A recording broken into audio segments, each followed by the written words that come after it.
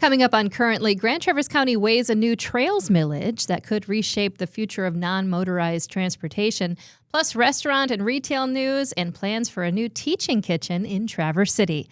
That's all ahead on Currently. Welcome to Currently, where we discuss some of the top local stories directly from the journalists who are covering them. I'm your host, Crystal Frost, and this podcast was recorded at 5 o'clock on Thursday, June 18th. The Tigers are 30-44, one game ahead of the Royals for fourth place in the American League Central. Meanwhile, your Traverse City Pitspitters are battling rain and rivals this week, 12-11 so far on the season. Support for Currently comes from West Shore Bank. When you choose West Shore Bank, you're not just choosing a bank. You are choosing a partner committed to the well-being of our community. You can visit them today on 8th Street or at westshorebank.com. Welcome, Beth Milligan. Hello. How you doing? I'm doing great. You're looking very summery, very excited to be in the sunshine. I am. I've got a sweater. I was been a little cool with the rain this week. It was like 55 degrees this morning. I left with this sweater on, and I was like, maybe I should have brought a jacket. I know. And now it's like 70. Yeah, but this is like perfect for me because I'm not a hot weather girl. I like a little we're coolness. The Irish girls that are like, you know what? 70 and partly cloudy is my jam. Yeah. I gotta love that. Well, I'm excited to hear what we have going on this week. Big week for news, as always. Yeah. Well, the first story of the week is a story that we had on Tuesday in the Ticker about a new millage that's been kind of several years in the works that could go to voters this November. So the proposal, which county commissioners discussed on Wednesday and will actually vote on in July about putting on the ballot in November, is being spearheaded. It's kind of a community effort, but Tart Trails is a big supporter of it. It would be a countywide trails millage. Okay. So this would be as proposed right now, and this could change as the millage takes shape. But right now, it's proposed to be a 10-year levy that would generate about $2.6 million annually as a dedicated funding source for trail projects across the region. So this would be going through 2035. So what we try to do in articles is when there's a millage, like put it in dollar amounts for a household. Right. What's it going to cost? So like if your house has a market value of $100,000, now that it goes up for a lot of people in our area, but you can kind of math it from there.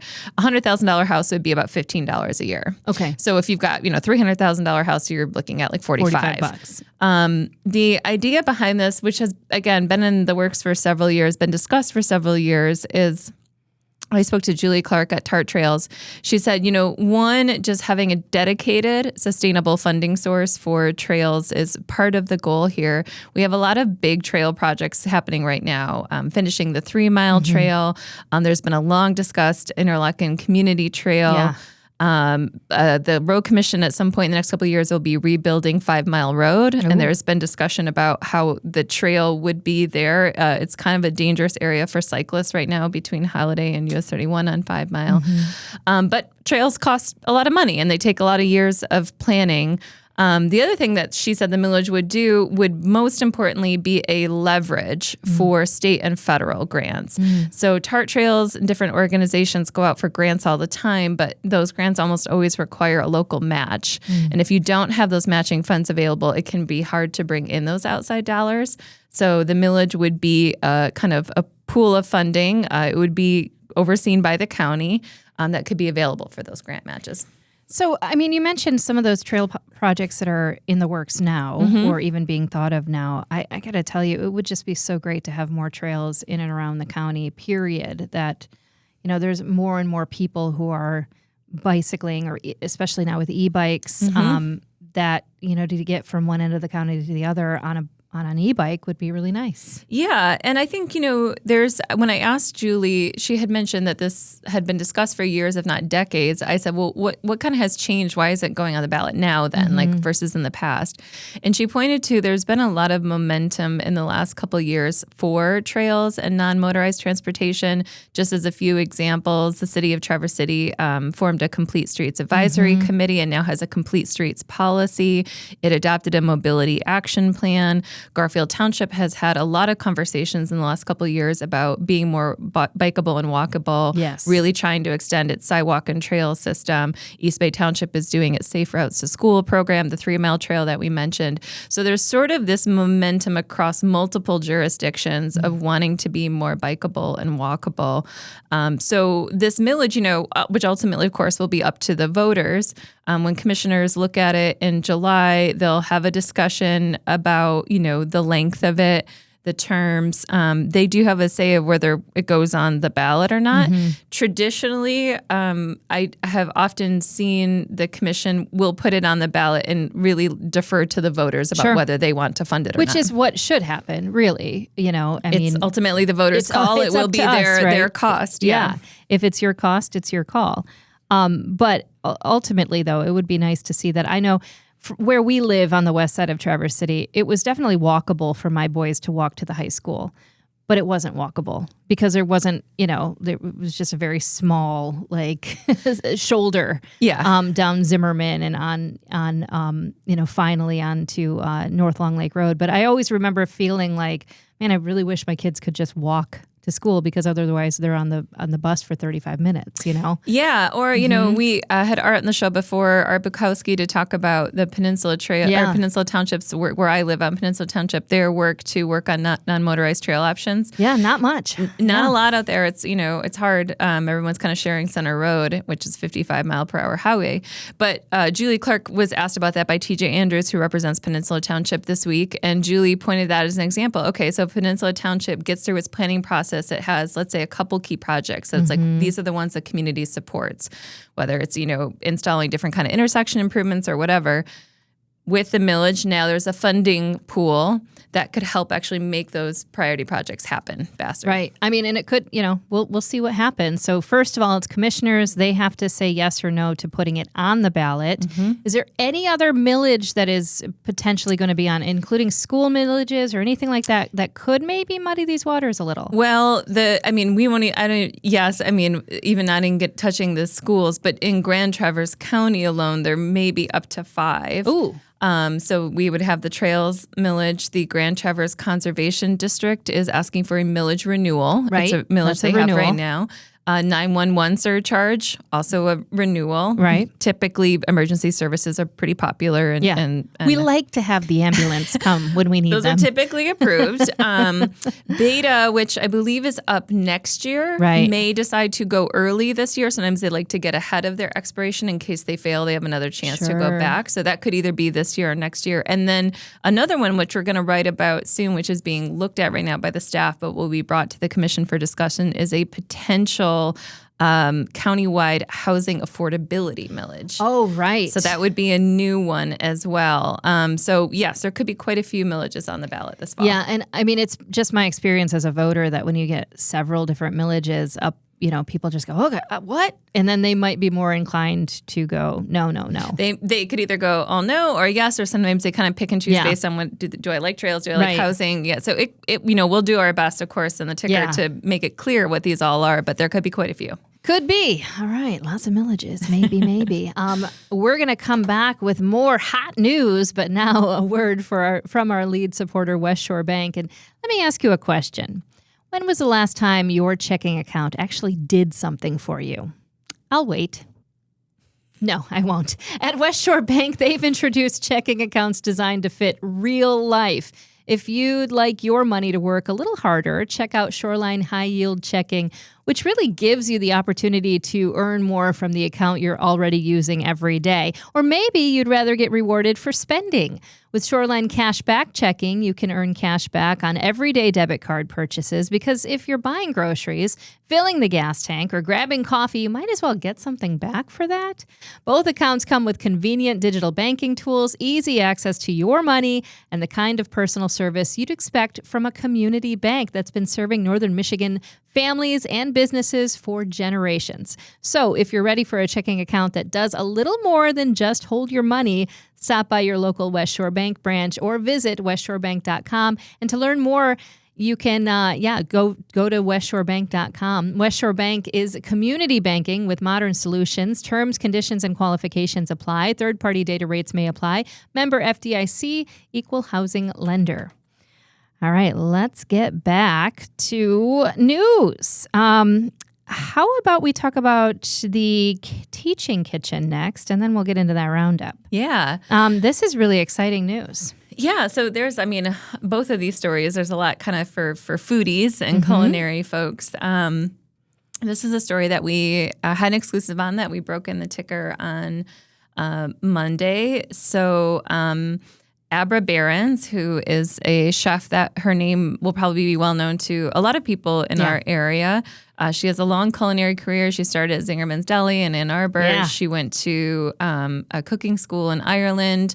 She was the co-founder of Bare Knuckle Farm in Leelanau County, which was around for several years. And then she worked in Chicago before being at Granner Farm in Three Oaks for the last decade. And she has 3 nationally acclaimed cookbooks, which I have and are great, actually. She was here for TC Food and Wine last year.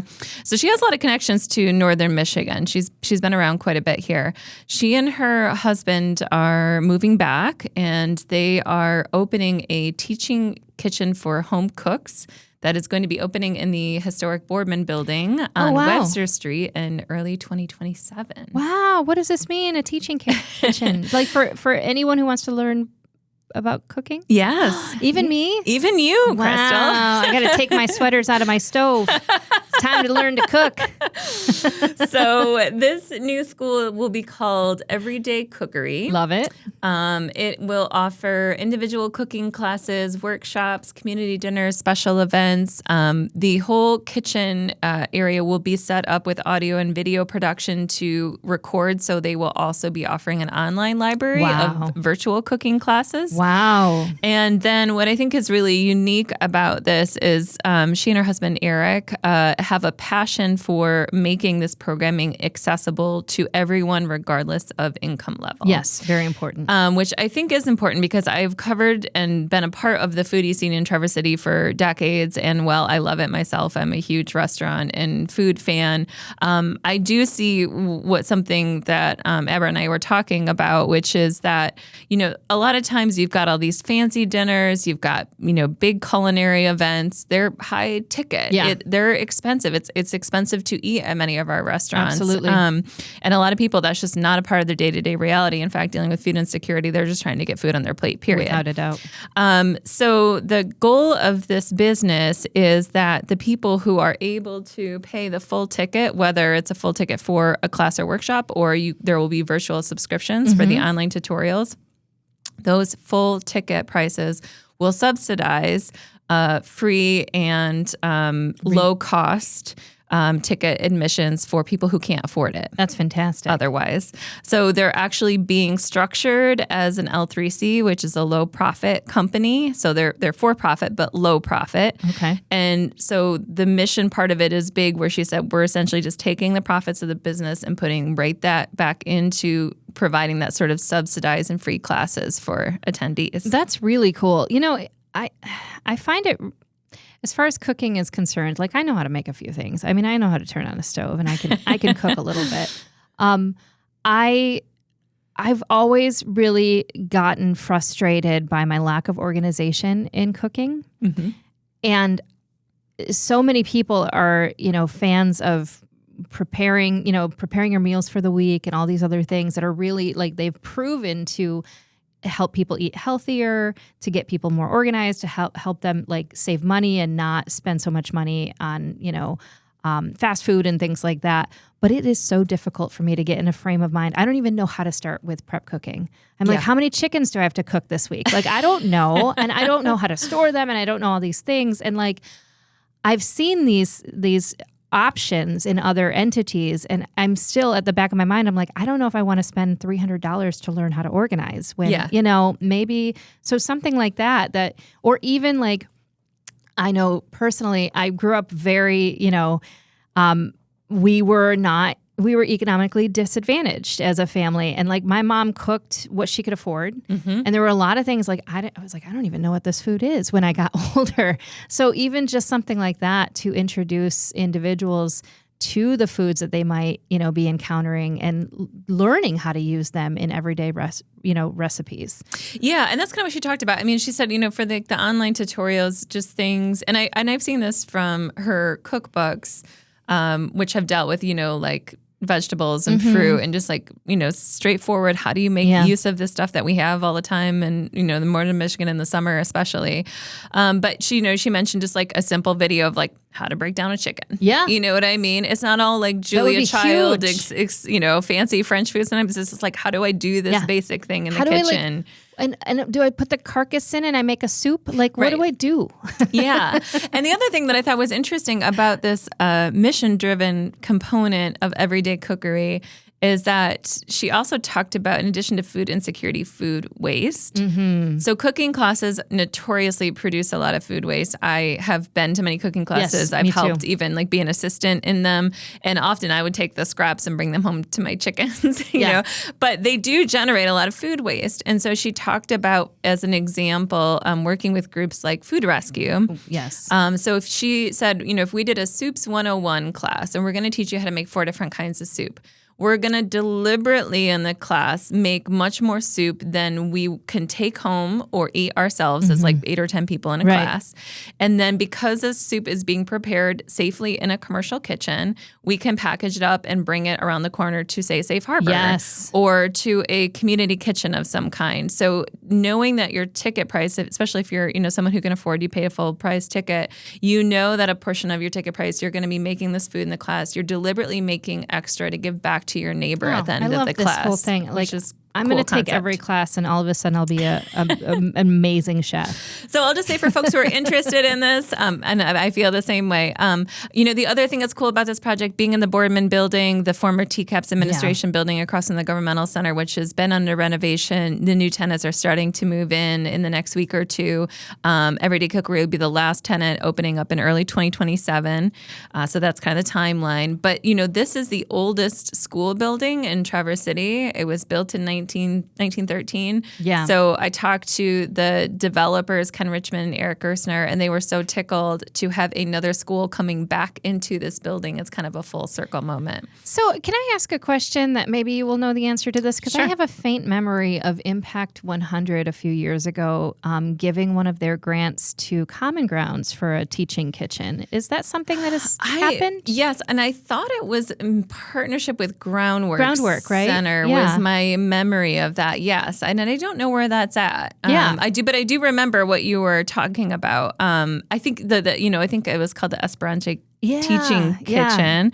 So I think that's still in development. Okay. But I think sort of the same idea, a big part of food insecurity is one, being able to buy the raw food and get your ingredients.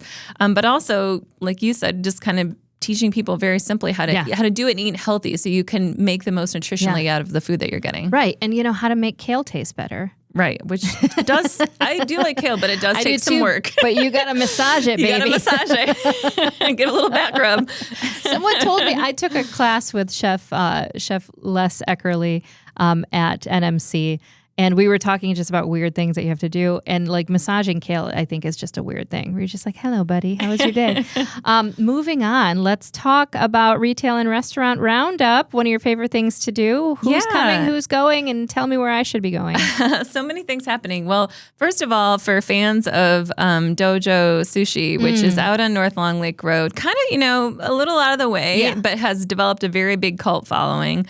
They closed their doors on Saturday out there, but people won't have to wait long because Brent Schaefer, the owner of that, is going to be opening a new sushi bar within a new tasting room that Bonobo Winery is opening on Franklin Street. Wow, Bonobo moving into the city. So yeah, we had reported about this last summer that Bonobo was coming to downtown. They've been renovating it's kind of a Victorian house there that overlooks Grand Traverse Bay, kind of kitty corner to Delamar. They are getting ready to open. So I spoke with Todd Osterhaus of Bonobo. He said, the idea is it's going to have like 25, 30 seats inside. It will also have an outdoor seating area. You walk in, there's kind of 2 places you order. You order a glass of wine at one spot. You order sushi at the sushi bar. You can kind of pair them, put them together. You can sit inside and grab a table. You can take it outside. Oh, I like this. Or for people who are just getting out of work and want to grab something quick and go home, they will have bottles of wine for sale. So you can get your sushi to go with a bottle of wine, take it home, head out. They could be open as a soft opening by the end of the month, but really they're targeting kind of a mid-July grand opening. And no name for this endeavor They don't yet. have a name. Todd was kind of laughing about that. He's like, and I asked him, he said, it's a good question. I think they're still kind of finalizing that, but pay attention for that to open here in the next month. Wine and sushi. Can't beat that. Yeah. Love it. What else is going on? Well, speaking of sushi, we mentioned Streamline Sushi in this story, which is in the East Side Social District on 8th Street, over where Tank Space is, and Oakwood Pepper Burgers. Now you've got a sushi option over there. Eric Holden, who did previously do sushi for White on Rice, which people remember in Traverse City. White on Rice, yeah. He's got a truck going over there. We mentioned some things that we had just given updates on from before. Colibri Wine Bar, which you and I had visited recently before it officially opened. It is now officially open. Dunkin' and Baskin Robbins, which I think someone asked me about almost every single day. Every day. And is it open yet? It's opening on June 29th. They did have some construction delays, but they are opening on June 29th. They're going to be open for the Cherry Festival. July 15th, if you're into coffee, that's going to be their grand opening, and they're going to give away coffee for a year to the first 100 people on July 15th. We mentioned Umbo in this story, which is Umbo, which has already opened for lunch. Sarah Welch and Cameron Roca on Front Street, but they now have their liquor license, so they have alcohol with lunch, and they are moving into dinner service starting July 3rd. So they've got reservations open now. We've got that number in the story. We checked in with a couple places that are still delayed. The Red Piano, which is going into the Mackinac Brewing Company space. That's a live music venue. They're a little behind schedule, but they're hoping to be open sometime in mid-July or early August. Okay. And there's no comedy club in the basement anymore. No comedy club in the basement anymore. So just the music venue upstairs. Just the Red Piano. Just the Red Piano. It's just a single Red Piano. That's it. That's it. Nobody playing it. A couple doors down from them, Pangea's Pizza, which has been closed since last fall on Front Street. They were going to kind of just do originally what they said was a light refresh. They were supposed to be open by now. It turned into a big project that they said they're kind of now doing something a little more exciting, a little bit bigger. So rather than rush to reopen, they are planning to open in this fall on the ground floor and then bring the roof back online next year. So that's kind of in progress. So they're not going to be opening until the fall. They will not be open this summer. Can I tell you that I forwarded you a post that they had written on Instagram about this, thinking so dumbly that like you didn't already know, Oh, no. but you had already written this story, and I was just It's like, okay. Beth, did you know? I still appreciate tips anytime because I truly don't know everything. So it's always helpful. I'm like, look, I helped. And then the last couple I'll just plug real quickly is also downtown, Thirsty Fish Sports Grill, kind of kitty corner to you and I there on State Street. They are partnering with Taqueria Tisi Lotino. Oh, beautiful. So in the kitchen now, starting this week, you will be able to order some of like the Thirsty Fish menu favorites, but also TC Latino's Mexican dishes. Nice. So they're going to kind of share the kitchen there. So some more menu options. And then we mentioned a couple like new options. Panther Coffee over on Garfield. Yeah, I just drove by that today. Just south of South Airport Road. That's going to be, Panther Coffee is a pretty big coffee company. That location will be their new Midwest headquarters, and they are open daily. They're serving up all the espresso and everything. So if we look at Garfield right now, there's Panther, there's Mundo's, there's in the Cherryland Center, there's like three there. There's Seven Starbucks Brew. and Seven Brew, and then the other one that I always forget the name of, but it's really good Is it coffee. Big B, yeah. Is it?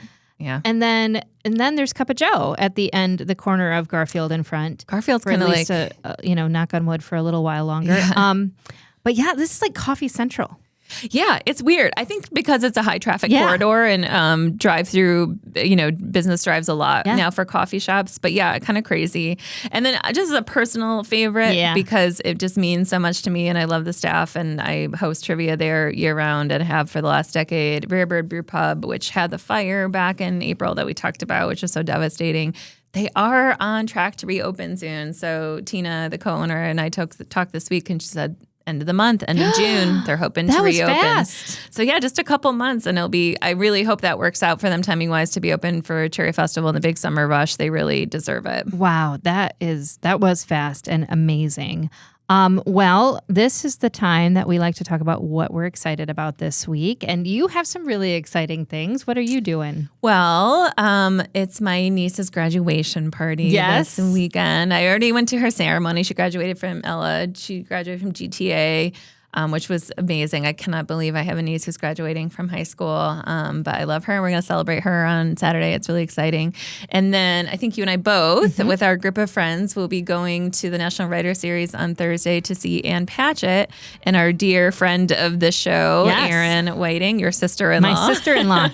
is going, and Erin is a great friend of Ann Patchett. She interviewed her in Traverse City once before. She'll be interviewing her again. I've heard great things about Ann's new book. Yeah, and it's good. I will say that that event is sold out in person, but there are virtual tickets available, so you can still see it. You can still stream it online. Yeah, and it's great quality on the streaming. Fantastic shout out to the National Writers Series because I delayed buying my tickets by like 2 days. That one did sell out fast. Sold out within a day, I think. And then I was like, oh my gosh, this is my sister-in-law. Like, we have to be there. And and they helped me out because they had some tickets that they had kind of held, so I was able to get those tickets. Thank goodness, because then otherwise, Erin knows my husband. They're brother and sister. Grew up together, I think. Yeah. So I was like, we better be there. She knows my husband. Yeah, that's exciting. We'll be there next Thursday. I am excited this week. Let's see, this weekend I'm going to be the announcer for the Traverse City Pit Spitters on Saturday and Sunday. I don't think that Jacqueline Holm would want me to say that I'm actually the official fill-in announcer, but I'm going to say it because I feel like I'm the official fill-in announcer. So when their regular, very good announcer can't be there, then they call in me, and I just back up to the backup. Do what I can do. So Saturday and Sunday, I will be in the announcer booth and having fun with the Pit Spitters. I've heard you do it before, and you are great. So I think you shouldn't downplay yourself. Well, I appreciate that, but I want to have a shirt that says official fill-in. Jacqueline, if you're listening, let's make that happen. I love it. Well, I want to say thank you so much for another great episode of Currently. I can't believe it. We are like a year and a half into this, and it's still rocking. Love that. For all of you out there, be sure to subscribe to the show on all the platforms. You can do that at crystalfrost.com. You can follow us on social media. Subscribe to Currently with Crystal Frost wherever you get your podcasts. Don't forget that we are also a video podcast. You can watch the full show on YouTube and on Facebook. We're real popular on Facebook, by the way, so that's happening. Currently is a Compass local podcast produced by Pancake Boy Productions in Traverse City, Michigan. Big thanks to our lead supporter, West Shore Bank. Start saving today at westshorebank.com. We'll see you next week.